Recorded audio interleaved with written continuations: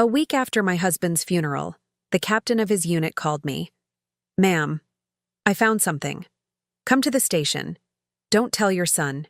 You need to see this first." And what he showed me changed everything. I'm glad to have you here. Follow my story until the end and comment the city you're watching from, so I can see how far my story has reached. The phone rang at exactly 3:15 in the afternoon, cutting through the suffocating silence that had become my constant companion since Trent's funeral. I was sitting in his favorite armchair, the one by the window where he used to read his morning paper, when Captain Miller's voice broke through my grief like a knife. "Mrs. Henderson? This is Captain Miller from the 23rd Precinct. I need you to come down to the station. There's something your husband left here that you need to see." My hands trembled as I gripped the receiver. "What kind of something? I can't discuss it over the phone, ma'am, but it's important, very important. And Mrs. Henderson?" His voice dropped lower. "Don't tell your son about this call. Not yet." The line went dead, leaving me staring at the phone like it might offer some explanation. "Don't tell Marcus." Those words sent a chill through me that had nothing to do with the October air seeping through our old windows. I'd been expecting this call for a week now, though I couldn't have said why. Ever since we lowered Trent's casket into the ground, something had felt wrong. Not just the obvious wrongness of losing your husband of 43 years to a sudden heart attack, but something deeper. Something that made my skin crawl every time Marcus and Jennifer exchanged those meaningful glances they thought I couldn't see. "Mom, you really shouldn't be driving anymore." That's what Marcus had said just yesterday, his voice dripping with the kind of false concern that made my teeth ache. Jennifer had nodded along, her perfectly manicured fingers drumming against our kitchen table like she was already calculating square footage. "The house is too big for you now," Jennifer had added, her voice sweet as poisoned honey. "We've been looking at some lovely assisted living facilities. Golden Years has an opening, and they take Medicare." Golden Years. I'd driven past that place. Gray concrete walls, tiny windows, and the smell of disinfectant that couldn't quite mask the odor of people waiting to die. The thought made my stomach turn. But now, sitting with Captain Miller's words echoing in my head, I felt something I hadn't felt since Trent died. Purpose. Whatever he'd left at the station, whatever secret he'd been keeping, I was going to find it. I grabbed my purse and car keys, my arthritic fingers fumbling with the locks. The drive to the station took 23 minutes. 23 minutes of my mind racing through possibilities, each one more disturbing than the last. Captain Miller met me at the front desk, his weathered face grave. He was younger than I'd expected, maybe 50, with kind eyes that reminded me of my late brother. "Mrs. Henderson, thank you for coming. I know this must be difficult." He led me through a maze of desks and ringing phones to a small office in the back. The nameplate on the door read, "Captain J. Miller," in faded gold letters. "Your husband came to see me 3 weeks before he died," Captain Miller said, settling behind his desk. "He was worried about something. Something, he said, involved your family." My mouth went dry. What kind of worry? Captain Miller opened his desk drawer and pulled out a manila envelope, thick and sealed with tape. Trent's handwriting across the front read, "For Dora, if something happens to me." He said if anything happened to him, I should give this to you personally. He was very specific about that. No one else was to see it first. I stared at the envelope, my heart pounding so hard I could hear it in my ears. Did he say what was in it? No, ma'am, but he did say something else. Captain Miller leaned forward, his expression serious. "He said to tell you that Marcus was in trouble, big trouble, and that people might come looking for money." The words hit me like ice water. Marcus in trouble. It explained so much. The late-night phone calls that stopped abruptly when I walked into the room, the way he'd been pushing me to sign financial papers, claiming it was just easier if he handled everything. Jennifer's sudden interest in our family finances, asking about insurance policies and bank accounts with the enthusiasm of someone planning a shopping spree. "What kind of people?" I whispered. "The kind you don't want showing up at your front door, Mrs. Henderson.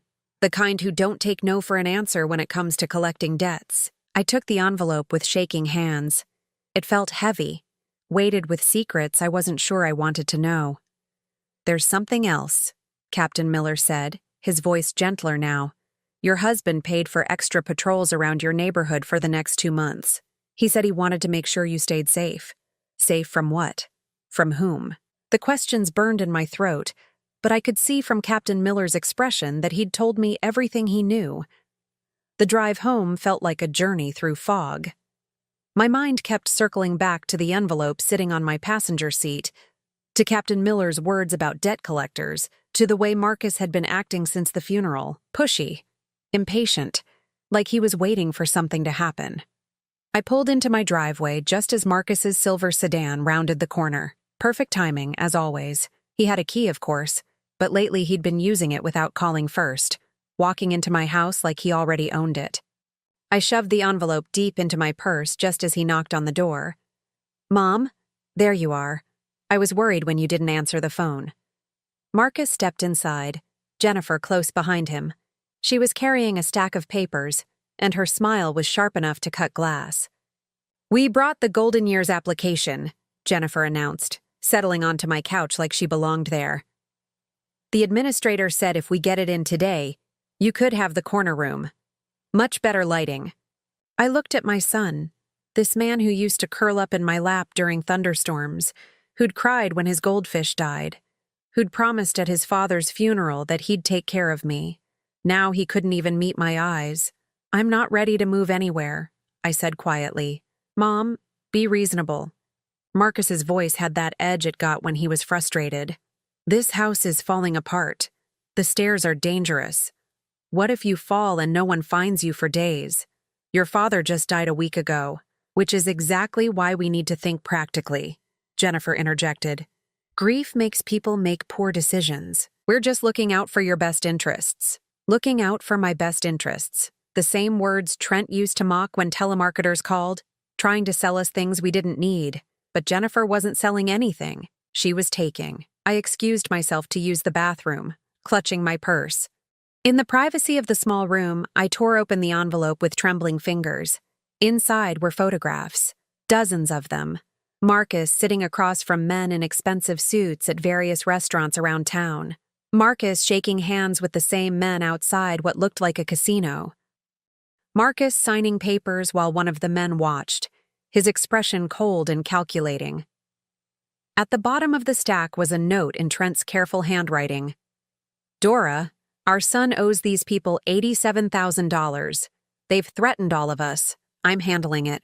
Trust no one until you're sure you're safe." The safety deposit box key is taped under the kitchen sink. Box number 409 at First National. I love you. T. My legs gave out, and I sank onto the toilet seat, photographs scattered across my lap. $87,000. The number swam in front of my eyes like something from a nightmare. From the living room, I could hear Jennifer's voice getting more insistent, Marcus agreeing with everything she said. They weren't here out of love or concern. They were here because they were scared. And now I knew why. I gathered the photographs and stuffed them back into the envelope, my hands steadier now despite the shock. Whatever game they were playing, whatever danger Marcus had brought to our door, Trent had been one step ahead. The question was, what else had he left for me to find? I waited until Marcus and Jennifer left before retrieving the safety deposit box key from under the kitchen sink. Trent had taped it there so carefully that I almost missed it, hidden behind the garbage disposal's electrical cord. My husband, it seemed, had been planning for this moment long before his heart gave out. The drive to First National Bank the next morning felt like entering enemy territory. Every car in my rearview mirror could be following me. Every stranger on the sidewalk could be watching. Captain Miller's warning about debt collectors had planted seeds of paranoia that were blooming in full color. Mrs. Chen, the bank manager, had known Trent for 20 years. She led me down to the vault personally, her expression somber as she slid the key into box 409. "I'm so sorry for your loss, Mrs. Henderson. Your husband was a good man. He came in about a month ago to update this box." A month ago, right around the time Marcus had started pushing me to sign those financial papers. right around the time Jennifer had begun asking about our insurance policies with the intensity of an investigative reporter. Inside the box were documents that made my blood run cold. Bank statements showing Marcus had borrowed against our house without telling us. Credit reports revealing he'd opened accounts in my name. Most damning of all, a series of threatening letters addressed to our family. The first one was dated 6 months ago, written in block letters on plain white paper. Your son owes us money. $87,412. Interest accumulates daily. Pay or face consequences. The second letter, dated 3 months later, was more specific. Final notice. Your family's safety depends on Marcus fulfilling his obligations. We know where you live. We know your routines. Payment arrangements must be made immediately. The third letter made my hands shake. Mrs. Henderson, your husband's death changes nothing. The debt remains. Your son will contact us within 48 hours, or we will contact you personally. That letter was dated 2 days after Trent's funeral. Beneath the letters were copies of Marcus's gambling records from 3 different casinos. Pages and pages of losses, each one bigger than the last. Poker games where he'd lost $5,000 in a single night.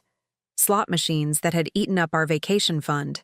Sports betting that had cost him more than I'd earned in 2 years of working part-time at the library. But the worst discovery was at the bottom of the box. A life insurance policy I'd never heard of, taken out on me 3 months ago. The beneficiary was Marcus. The payout was $200,000. I sat in that cold vault, surrounded by evidence of my son's betrayal, and felt something inside me break. Not my heart that had broken when Trent died.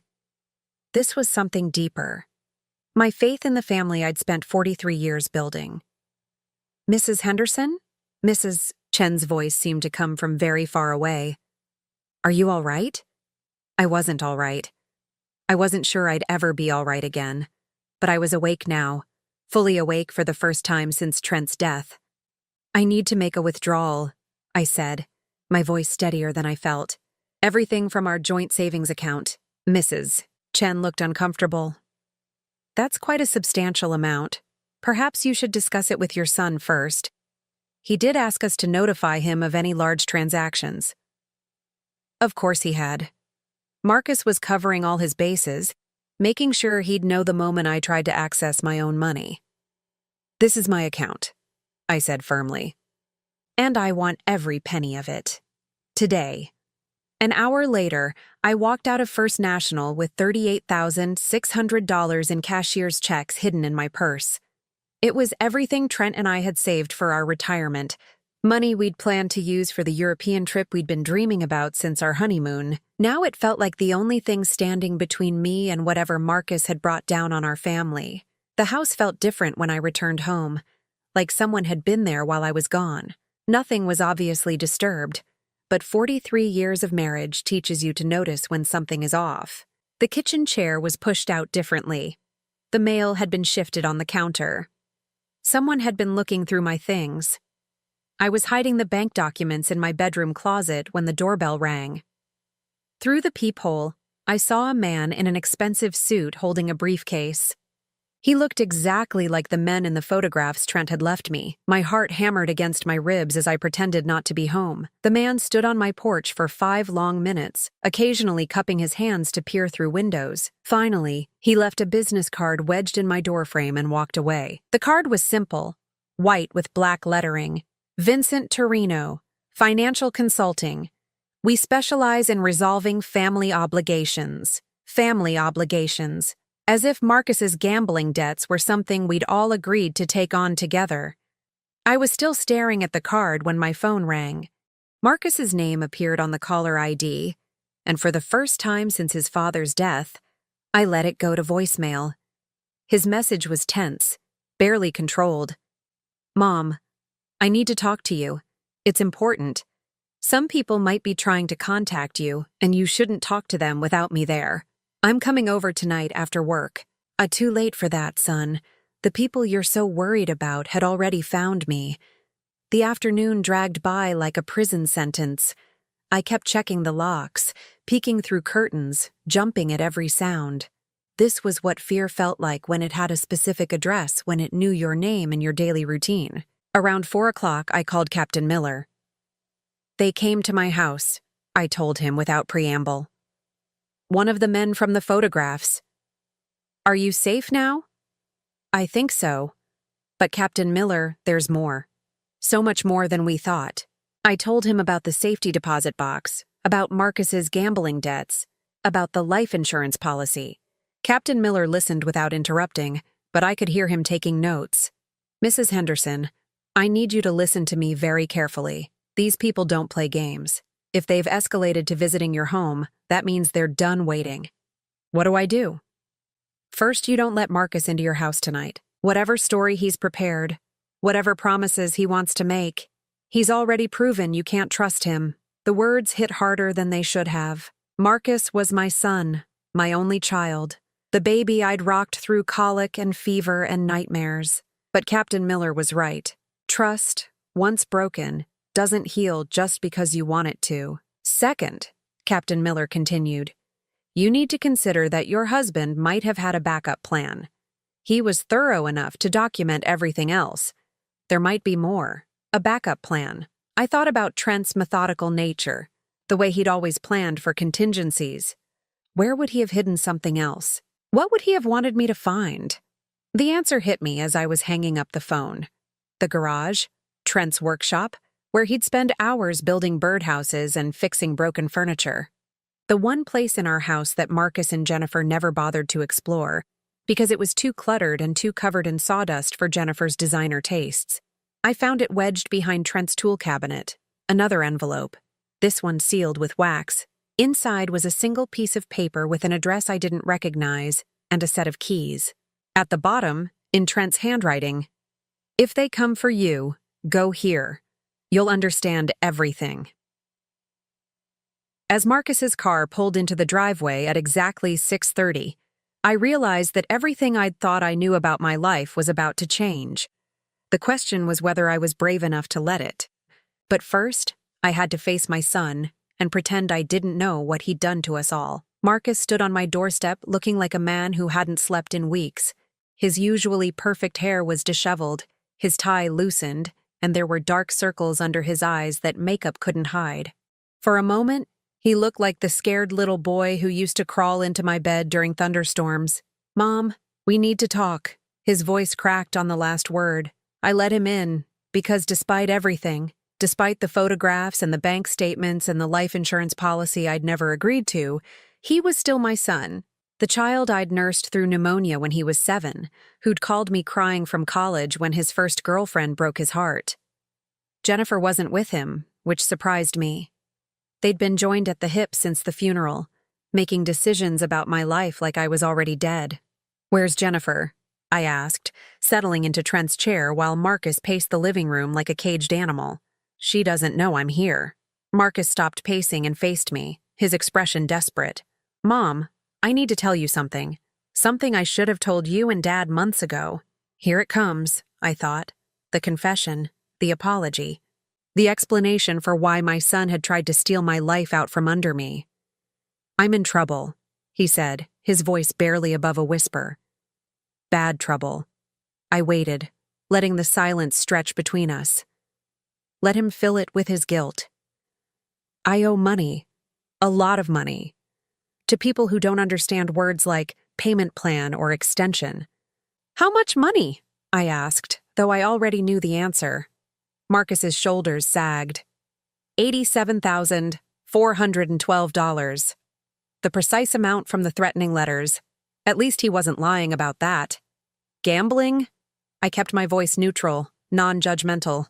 The way I'd learned to speak to him when he was a teenager coming home past curfew. He nodded, unable to meet my eyes. It started small, just a few hands of poker with guys from work. Then I discovered online sports betting. It was supposed to be fun, you know? A way to make watching games more exciting. The classic story. It always started with fun. But I was good at it, Mom. For a while, I was really good. I won $12,000 in one weekend on a college basketball tournament. And then you lost it. And then I lost it. Marcus sank into the couch, his head in his hands. All of it. plus more, much more. I studied my son, this 45-year-old man who still expected me to fix his problems. What did your father know? Marcus looked up sharply. What do you mean? Your father knew, didn't he? That's why he was acting strange these past few months. That's why he kept asking about our finances, making sure all our accounts were secure. He confronted me about 6 weeks before he died. Marcus's voice was hollow. Said he'd seen some charges on my credit report that didn't make sense. Casino cash advances, online gambling sites. I tried to lie, but you know how Dad was. He could see right through me. Yes, I did know how Trent was. He'd been able to see through Marcus's lies since the boy was 5 years old and blamed the broken lamp on the cat we didn't have. He was furious, Marcus continued, more angry than I'd ever seen him. Not because of the money, but because I'd put you in danger. In danger how? Marcus was quiet for so long I thought he might not answer. When he finally spoke, his voice was barely audible. These people, Mom, the ones I owe money to, they don't just come after the person who owes them. They come after families. They make it clear that everyone you love is at risk until the debt is paid. My blood turned to ice water. They threatened me. They threatened all of us. You, Dad, even Jennifer. They said accidents happen to old people all the time. Falls downstairs, gas leaks, heart attacks, heart attacks. The words echoed in my mind like a death knell. Marcus, I said slowly, your father didn't have a heart condition. I know. The autopsy said it was sudden cardiac arrest. No warning signs, no blocked arteries. I know, Mom. The implication hung between us like a loaded gun. Had these people made good on their threat? Had they killed my husband to send a message to my son? Oh, God, I whispered. Oh, Marcus, what did you do? I didn't know they would hurt him. Marcus exploded off the couch, his composure finally cracking. I thought they were just trying to scare me. People say things like that all the time, but they don't actually what? Murder people? My voice was rising now, 43 years of suppressed anger finally finding a target. You brought killers to our door, Marcus. You got your father murdered over gambling debts. You don't know that's what happened. Don't I? I stood up, facing him across the room. Your father was healthy as a horse. 68 years old and still chopping firewood every weekend. Men like that don't just drop dead of heart attacks. Marcus started crying then, deep, ugly sobs that shook his whole body. It should have broken my heart. A week ago it would have. But now all I felt was a cold, calculating fury. They came to see me today, I told him. One of your creditors. Left his business card like he was selling insurance. Marcus went pale. What did you tell him? Nothing. I hid in the house like a coward while he looked through my windows. Good. That's good. Don't talk to them without me there. I laughed, a bitter sound that surprised us both. Without you there, Marcus, you're the reason they're here. You're the reason your father is dead. Why would I want you anywhere near me when they come back? Because I have a plan. Marcus wiped his eyes with the back of his hand, suddenly looking more like the businessman he was supposed to be. Jennifer and I figured it out. If we can get you moved into assisted living, we can sell the house and use the money to pay off the debt. The insurance money from Dad's policy will cover the rest. Insurance money. The $200,000 policy he'd taken out on my life. Did he think I was stupid? Did he think I'd never find out? And what happens to me in this plan? You'll be safe. Somewhere they can't find you. Golden Years has excellent security, and no way for me to leave. No way for me to access my own money or make my own decisions. It was a prison sentence disguised as elder care. I'm not signing anything, I said flatly. Marcus's mask slipped again, revealing something desperate and ugly underneath. Mom, you have to. These people won't wait forever. If they think we're not cooperating, then maybe you should have thought about that before you gambled away $87,000 of other people's money. The front door opened without warning, making us both jump. Jennifer walked in like she owned the place, her heels clicking against the hardwood floor. Marcus, there you are. I've been looking everywhere for you. Her gaze shifted to me, and I saw something in her eyes that made my skin crawl. Something calculating and cold. Mrs. Henderson, I hope my husband isn't bothering you with his worries. You know how men can be when they're stressed. She spoke to me like I was a child. Like I was too old and too foolish to understand adult problems.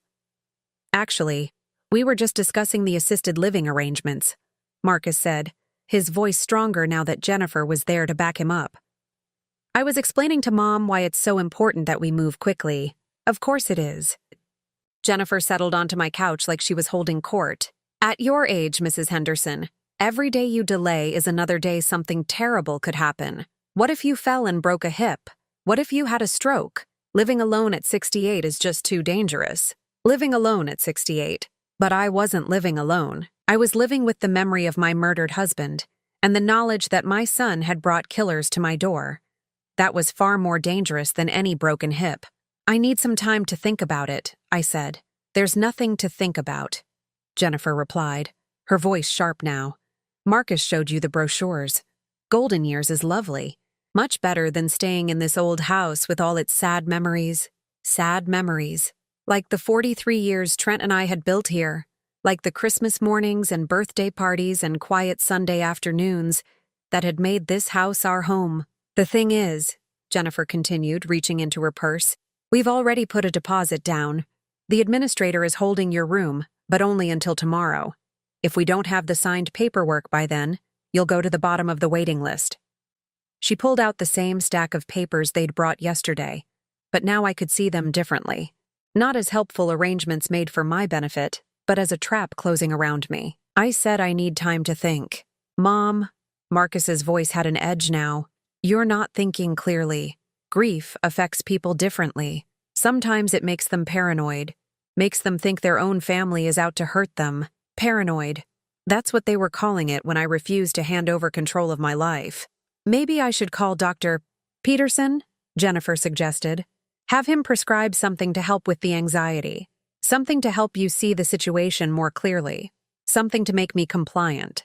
Something to make me easier to manage. I looked at my son and daughter-in-law, these two people who were supposed to love me, and finally understood what Trent had seen 6 weeks before he died. They weren't trying to protect me. They were trying to eliminate me as a complication in their solution to Marcus's gambling problem. The house, the insurance money, my compliance in my own imprisonment. It was all part of a plan to clean up the mess Marcus had made of his life, with me as the primary casualty. I think you should both leave now, I said quietly. Mom, get out of my house. Jennifer's facade finally slipped, revealing the cold calculation underneath. You're making a mistake, Mrs. Henderson. A very serious mistake. As they gathered their papers and headed for the door, Jennifer turned back one last time. Those people Marcus owes money to? They're not patient people. And they're not stupid. They know exactly how much this house is worth, exactly how much your insurance policies will pay out. They've done their homework. The threat was clear. Pay up, or accidents would start happening. After they left, I sat in the growing darkness of my living room and finally understood why Trent had left me that address in the garage. It wasn't just a backup plan. It was an escape route. Because the people trying to destroy my life weren't strangers with business cards and expensive suits. They were my own family. The address Trent had left me led to a small cabin on the outskirts of town, hidden behind a grove of oak trees that had probably been standing when this area was still farmland. I'd driven past this property hundreds of times over the years without really noticing it, which I now realized had been entirely the point. The key fit perfectly in the front door lock. Inside, the cabin was sparse but comfortable. A stone fireplace dominated one wall, flanked by built-in bookshelves. A small kitchen occupied the back corner, and I could see a bedroom through an open doorway. Everything was clean, recently used, like someone had been living here. On the kitchen table sat another envelope with my name on it. My hands were steadier now as I opened it, though my heart still raced with each new revelation. Dora. The letter began in Trent's familiar handwriting. If you're reading this, then my plan worked and you found your way here safely. I know you must be confused and probably angry. Let me explain. I sank into one of the kitchen chairs and continued reading. 3 months ago, Vincent Torino and his associates made it clear that Marcus's debt was now a family problem. They told me accidents happen to elderly people all the time. Heart attacks, strokes, falls downstairs. They were specific about which accidents might befall which family members. My hands began to shake again, but I forced myself to keep reading. I realized they were planning to kill us both, collect the insurance money, and consider Marcus's debt paid. I couldn't let that happen to you, so I made a different plan. A sound from the bedroom made me freeze. Footsteps. Slow, careful footsteps crossing the wooden floor. I should have run. I should have grabbed the car keys and gotten as far away from that cabin as possible. Instead, I sat frozen in my chair as the bedroom door opened wider. Trent walked out. My husband, who I'd buried a week ago, whose funeral I'd sat through in a black dress I'd never wanted to own, walked into that kitchen like he was coming down for his morning coffee. For a moment, neither of us moved. We just stared at each other across the small room. This man I'd loved for 43 years, and this woman who'd spent the last week grieving him. "Hello, sweetheart," he said softly. I must have made some kind of sound, because suddenly he was moving, crossing the room to kneel beside my chair. His hands, warm and familiar, covered mine. "It's really me," he whispered. "I'm so sorry, Dora. I'm so sorry I had to put you through that. I couldn't speak, couldn't breathe, couldn't process the impossible reality of my dead husband's hands holding mine. The funeral," I finally managed. "The casket. I watched them lower you into the ground." "I know." Trent's eyes were wet with tears I hadn't seen since the day his mother died. "I watched too from the back of the cemetery. It was the hardest thing I've ever had to do." "But how? The body, the autopsy, the death certificate." "Dr. Martinez owed me a favor. A big favor. Remember when his son got arrested for drunk driving 3 years ago? I was the one who convinced Judge Williams not to send the kid to prison." I remembered. Trent had spent hours on the phone, calling in decades of political favors to help Dr. Martinez's boy. I'd thought it was just Trent being kind, helping a neighbor in trouble. So when I needed help, Dr. Martinez helped me. The body in the casket was John Doe from the county morgue, an elderly man with no family who'd died of natural causes. Dr. Martinez falsified the identification, listed him as me.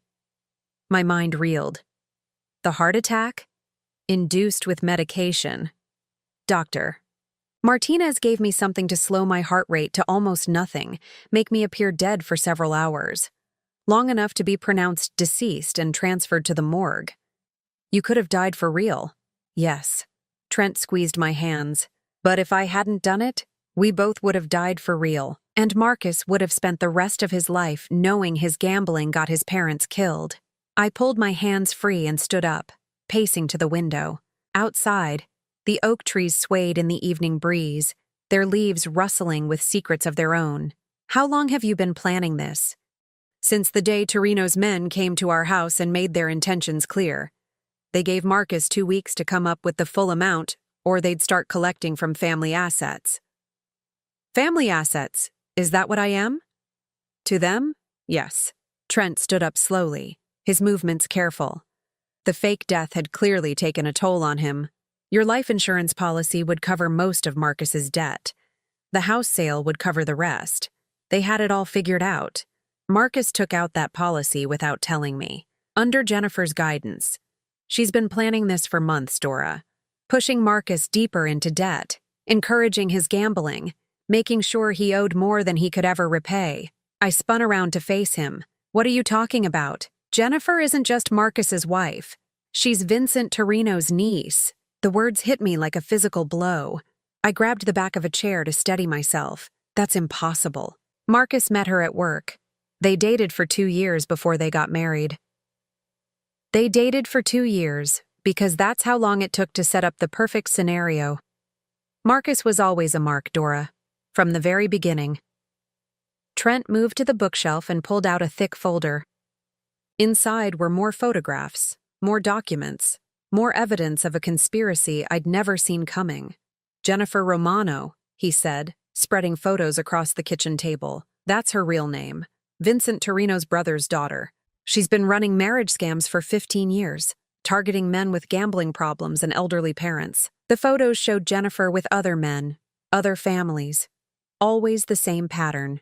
Marry the problem gambler, encourage the addiction, then cash out when the debt became unmanageable. She killed her last husband's mother with a deliberate medication overdose, Trent continued, his voice grim. Made it look like an accident. Collected the insurance and disappeared while the husband went to prison for his debts. I stared at the photos, at this woman I'd welcomed into my home, who'd called me mom and brought casseroles when I was sick. This woman who'd been planning my murder since the day she met my son. Marcus doesn't know, Trent said. He genuinely believes he fell in love with her. She's that good at what she does. Then why haven't you told him? Because it would destroy him, and because I had a better plan. Trent pulled out another folder, this one labeled Vincent Torino, Criminal Associates. Inside were surveillance photos, financial records, and what looked like FBI documents. I've been working with federal investigators for the past 2 months. Torino's organization has been under investigation for loan sharking, money laundering, and murder. They just needed enough evidence to make arrests stick. What kind of evidence? The kind that comes from recording his niece admitting to insurance fraud and planning another murder. I felt the blood drain from my face. You want to use me as bait. I want to give you the choice. You can disappear with me right now. We have new identities waiting, a house in Oregon where no one will ever find us. Or you can help me put them all behind bars and save our son from spending the rest of his life married to a killer. The weight of the decision pressed down on me like a physical force.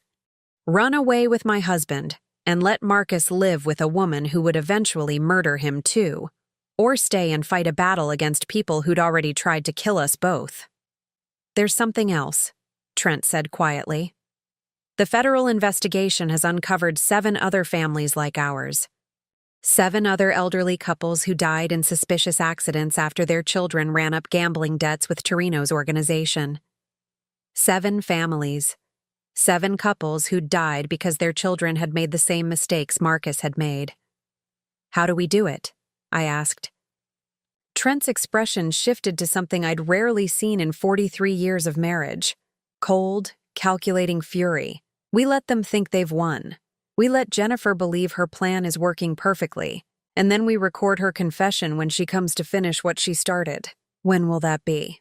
Tomorrow night. The Golden Years paperwork has a deadline, remember? If you don't sign by then, they'll have to move to more direct methods. More direct methods. Like the heart attack that had supposedly killed my husband. There's one more thing you need to know, Trent said, his voice gentle again. Once we do this, once we testify against them, our old life is over. Even if we win, even if they all go to prison, we can't go back to being the people we were before. Good, I said, surprised by the strength in my own voice. Those people were victims. I don't want to be a victim anymore. Trent smiled then. The first real smile I'd seen from him since he'd walked out of that bedroom. In that case, Mrs. Henderson, let me show you how we're going to destroy the people who tried to destroy us. As he spread the plans across the kitchen table, I realized that my husband hadn't just faked his death to save our lives. He'd done it to give us the chance to fight back. The next evening arrived with the weight of a funeral shroud. I sat in my living room, wearing the same black dress I'd worn to Trent's burial, waiting for Jennifer to come and collect what she thought would be my signature on my own death warrant. Hidden in my purse was a recording device the FBI had given me, small as a button but powerful enough to capture every word of Jennifer's confession. Trent was positioned in the garage, monitoring everything through equipment that looked like something from a spy movie. The plan was simple in its elegance. Jennifer would come to pressure me into signing the Golden Years paperwork. When I refused, she'd reveal her true intentions, probably threatening me directly. The recording would be enough to arrest her and Vincent Torino's entire organization. What we hadn't planned for was Marcus arriving first. My son knocked on the door at exactly 7 o'clock, his face haggard with stress and sleepless nights. When I let him in, he looked around the living room like he was seeing it for the last time. Mom, we need to talk before Jennifer gets here. I settled into Trent's chair, my hands folded carefully over my purse. What about? Marcus began pacing again, that same restless energy I'd seen the night before. I know you think Jennifer and I are trying to hurt you. I know this whole situation looks bad. It looks bad because it is bad, Marcus. That's just it, though. It's not what you think." He stopped pacing and faced me, his expression desperate. "Jennifer isn't who you think she is." My heart began to race. Had Marcus discovered the truth about his wife? Had Jennifer's mask finally slipped enough for him to see what was underneath? "What do you mean?" "I mean, she's not just my wife. She's—" Marcus's voice dropped to a whisper, like he was afraid someone might be listening. "She's connected to the people I owe money to." I kept my expression carefully neutral. Connected how? She's Vincent Torino's niece. The admission hit the air between us like a gunshot. I stared at my son, this man who'd brought a viper into our family home, who'd married his own destruction without ever realizing it. "You knew?" I whispered. "I found out 3 days ago. I overheard a phone conversation between her and someone she called Uncle Vincent. She was talking about you, about the house, about the insurance money, 3 days ago. While I'd been grieving his father's death, while I'd been discovering the truth about our family's destruction, Marcus had known his wife was planning to murder me. And you didn't think to tell me this immediately?" Marcus's face crumpled. "I was scared, Mom. These people, they don't just kill the person who owes them money. They kill anyone who might cause problems for their operation." "So you decided to let Jennifer kill me instead?" "No!" Marcus exploded. "I decided to find a way to stop her without getting us all killed." He pulled a small device from his pocket, similar to the one hidden in my purse. "I'm recording everything too. When she confesses tonight, I'll have enough evidence to turn her in without implicating myself as an accomplice." My son, the coward who'd gambled away our family's safety, was finally trying to grow a spine. Unfortunately, it was 48 hours too late. "Marcus, there's something you need to know about your father's death." "What about it?" Before I could answer, Jennifer's key turned in the front door. She walked in like she owned the place, carrying a briefcase and wearing the kind of predatory smile that sharks must wear just before they attack. "Mrs. Henderson, Marcus, I hope you've both had time to think clearly about our conversation yesterday." She settled onto the couch and opened her briefcase, spreading the golden years paperwork across my coffee table like a dealer arranging cards. "I've spoken with the administrator again," Jennifer continued, her voice sickeningly sweet. "They're willing to extend the deadline until midnight tonight, but only as a personal favor to me." A personal favor. More likely they'd extend the deadline because Jennifer had told them there might be complications with the current resident dying in her sleep. "Jennifer," Marcus said, his voice strained, "maybe we should give Mom more time to adjust to the idea." Jennifer's smile faltered for just a moment. "Adjust to what idea, darling? We're trying to keep her safe." "Safe from what exactly?" I asked, my voice steady despite the terror coursing through my veins. Jennifer's mask slipped another notch. "Safe from living alone at your age, safe from falling downstairs or having accidents in the kitchen. Accidents like the one that killed my husband?" The room went silent. Jennifer's smile disappeared entirely, replaced by something cold and calculating. Marcus looked confused, glancing between his wife and his mother like he was trying to solve a puzzle. "Your husband had a heart attack, Mrs. Henderson. A perfectly natural death for a man his age. Perfectly natural for a man with no history of heart problems and no blocked arteries?" Jennifer's eyes narrowed. "What exactly are you implying?" "I'm implying that you and your uncle killed my husband to send a message to Marcus." Marcus gasped, but Jennifer just laughed. It was a horrible sound, completely devoid of warmth or humor. "You're paranoid, Mrs. Henderson. Grief has made you suspicious of the people who care about you most. People who care about me don't take out life insurance policies without my knowledge. That policy is for your protection. It's for my execution." Jennifer stood up slowly, her movements deliberate and threatening. For the first time since I'd known her, I was seeing the real woman underneath the perfect housewife facade. "Let me explain something to you, Mrs. Henderson. Your son owes my family $87,412. That debt doesn't disappear just because you want to be difficult. Your family? Vincent Torino is my uncle. This whole marriage, this whole charade of loving your pathetic son, has been about collecting that debt." Marcus made a strangled sound, but Jennifer ignored him. "We've been very patient," she continued, moving closer to my chair. "We allowed your husband to think he was being clever, staging his own death to protect you. Did you really think we didn't know about the cabin? About his little plan with Dr. Martinez?" My blood turned to ice. They'd known all along. Trent's elaborate scheme, the fake death, the federal investigation. They'd been aware of everything. "Where is he?" I whispered. Jennifer smiled, and it was the most terrifying expression I'd ever seen. "Let's just say your husband's second death was much more convincing than his first." The words hit me like a physical blow. Trent was dead. Really dead this time. While I'd been sitting in this chair planning our revenge, Jennifer had already won. "You're lying." "Am I?" Jennifer pulled out her phone and showed me a photograph. It was Trent, lying motionless in the cabin where I'd left him that morning. His eyes were open, staring at nothing. Marcus lurched toward the bathroom, and I heard him being violently sick. I couldn't move, couldn't breathe, couldn't process the image of my husband's lifeless body. "The federal agents he thought he was working with?"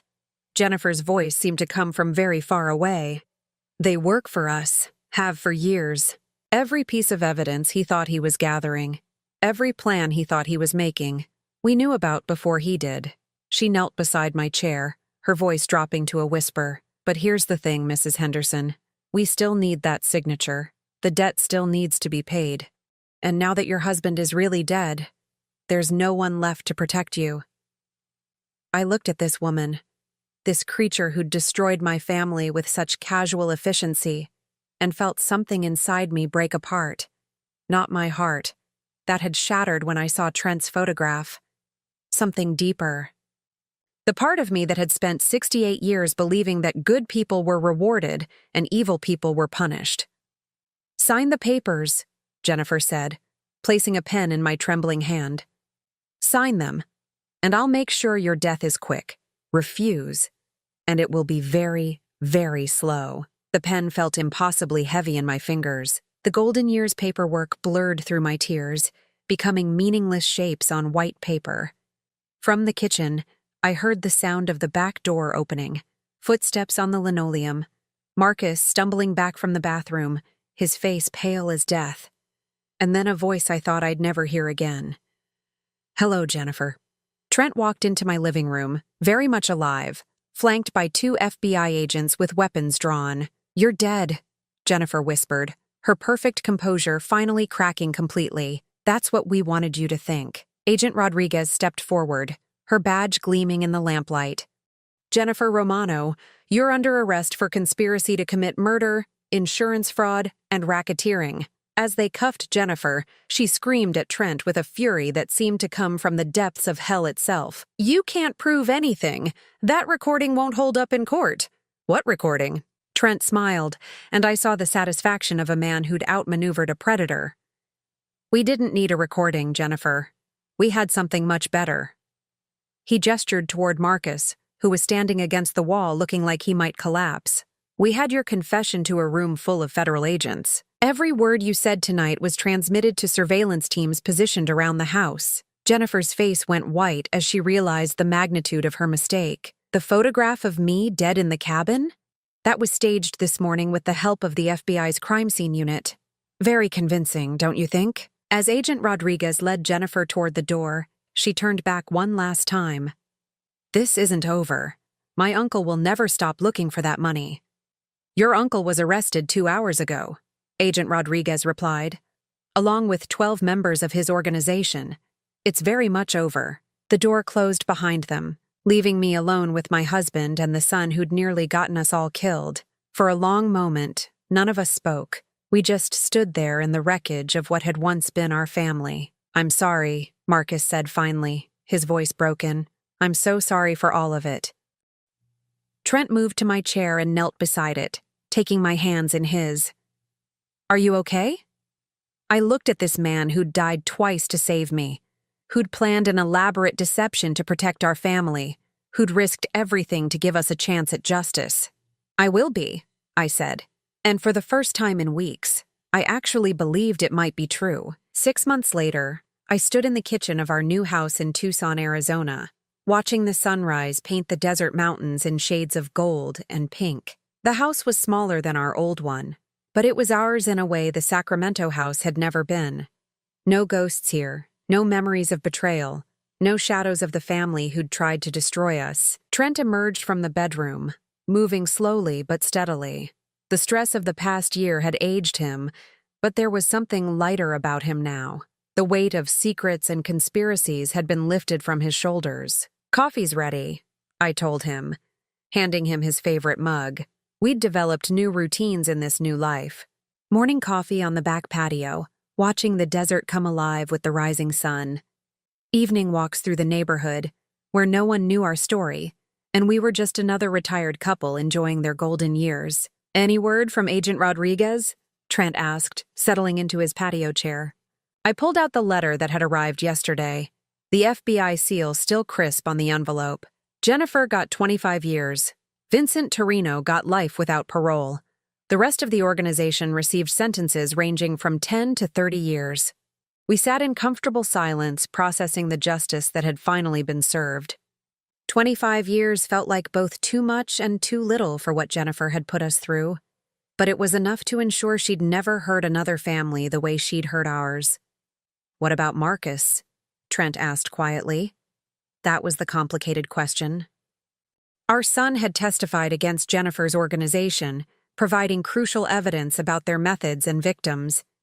His cooperation had earned him immunity from prosecution, but it couldn't repair the damage done to our relationship. "He called last week," I said.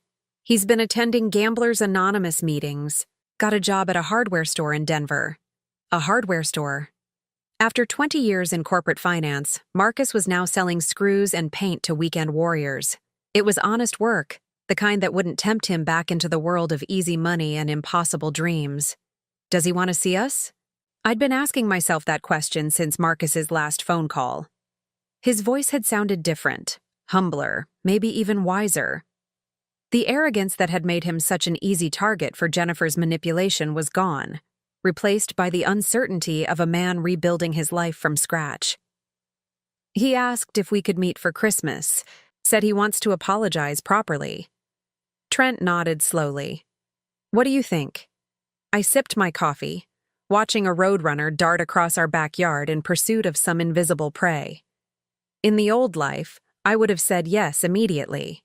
Family was family, blood was blood, and you forgave because that's what mothers do. But that Dora Henderson had died in Sacramento, buried alongside the illusions of unconditional love and family loyalty. This Dora Henderson had learned that forgiveness was earned, not given, and that trust once broken required proof of change, not just promises. "I think he's still our son," I said finally, "but I also think we need to see who he's become before we decide what that means." 3 days later, we drove to the small cafe in Phoenix where Marcus had suggested we meet. I'd chosen a public place deliberately, neutral ground where emotions couldn't spiral out of control.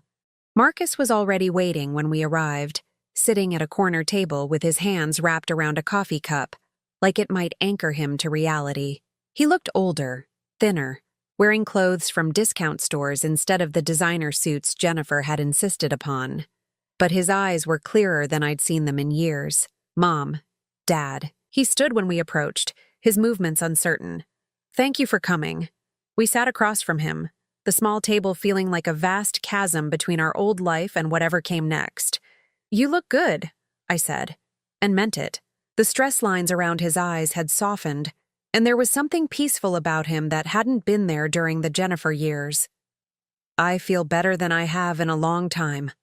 Marcus's voice was steady, without the underlying desperation that had marked his speech during those final awful weeks in Sacramento. "I wanted to tell you both some things I should have said months ago." Trent leaned back in his chair, his expression carefully neutral. "We're listening." Marcus took a deep breath, like a man preparing to dive into deep water. "I know what I did was unforgivable. Not just the gambling, but bringing those people into your lives, putting you in danger. I know saying I'm sorry doesn't change anything. No, I said quietly. It doesn't. But I want you to know that I understand now what Jennifer was doing. How she manipulated me. How she encouraged every bad decision I made. The therapist I'm seeing, she helped me see the pattern. The therapist. At least he was getting professional help instead of just hoping the problem would resolve itself. Jennifer convinced me that my gambling was just bad luck, Marcus continued, that I was actually good at it, and if I could just get one big win, everything would be fine. She fed that delusion for 2 years. Why? Trent asked. What did she get out of encouraging you to lose money? The bigger my debt got, the more pressure there was to find creative solutions, like life insurance policies on family members, like selling the house while Mom was safely tucked away in assisted living. Marcus's hands shook slightly as he spoke. I could see the effort it took him to voice these truths, to admit how completely he'd been manipulated. She made me believe that you'd be happier somewhere safe, somewhere you'd be taken care of. I was so deep in debt, so scared of what would happen if I couldn't pay, that I convinced myself we were helping you. I studied my son's face, looking for signs of the old Marcus, the one who'd justified his choices with elaborate rationalizations, who'd blamed everyone but himself for his problems. This Marcus looked different, broken down and built back up, maybe stronger in the places where he'd been shattered. What's your plan now? I asked. Keep working. Keep going to meetings. Keep seeing the therapist. Marcus met my eyes directly for the first time since we'd sat down, and try to become the kind of man you and Dad could be proud of again. Again. The word hung in the air between us, weighted with the assumption that we'd been proud of him before. Before Jennifer. Before the gambling. Before he'd nearly gotten us killed. Had we been proud?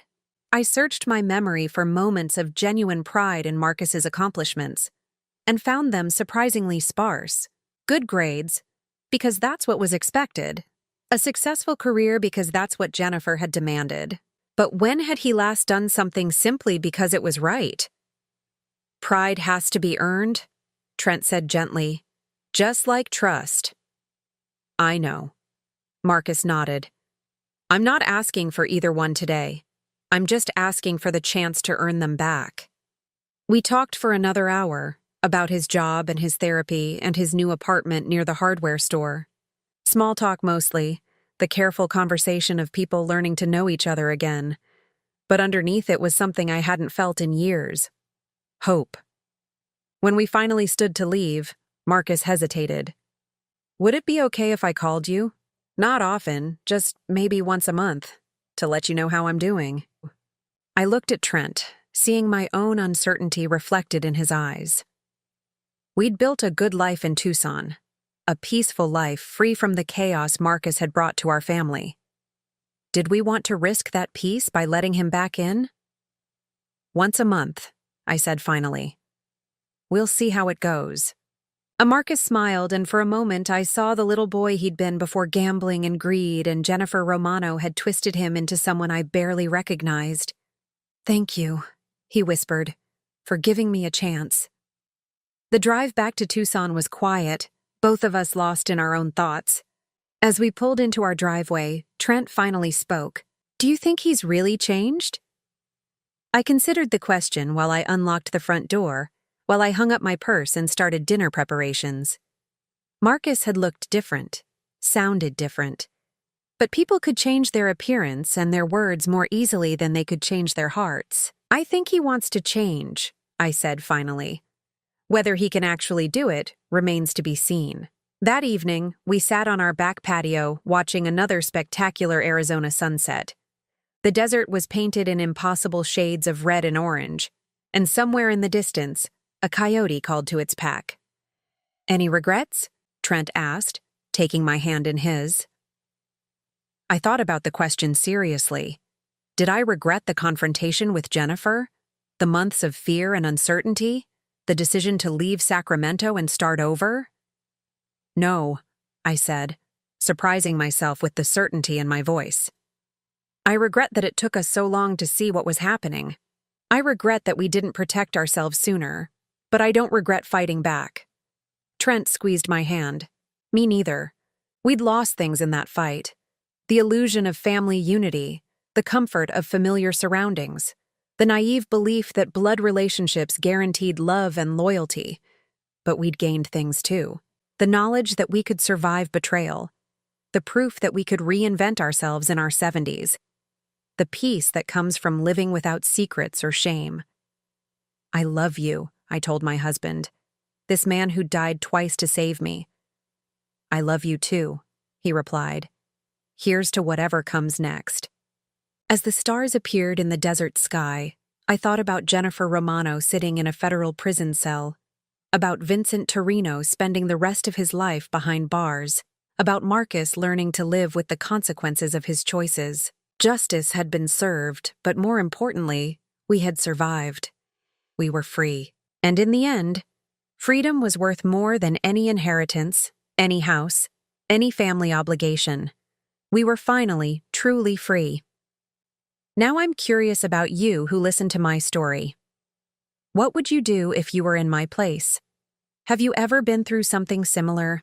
Comment below. And meanwhile, I'm leaving on the final screen 2 other stories that are channel favorites, and they will definitely surprise you. Thank you for watching until here.